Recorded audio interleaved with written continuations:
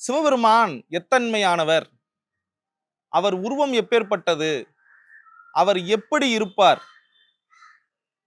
அவர் திருவுருவ படத்தை நாம் பார்க்கும் பொழுது அது வரையப்பெற்றுள்ளது. அவர் சடாபாரம் தரித்திருக்கின்றார், பிறைமதி அணிந்திருக்கின்றார்.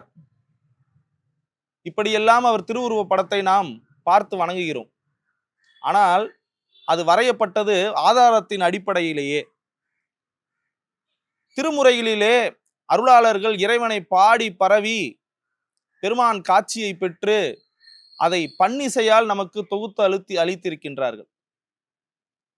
அப்படி திருமுறைகளில் அனைத்து பாடல்களிலும் அது விரவி உள்ளது. அப்படி இருக்க இன்று முக்திக்கு இட்டு செல்லும் அந்த திருவாசகத்தில் இருந்தே நாம் இன்று பெருமானை சிந்திக்க போகின்றோம். அவர் எப்படி இருப்பார், முதலில் அவர் அழகு என்ன என்பதையெல்லாம் நாம் பார்க்க போகிறோம்.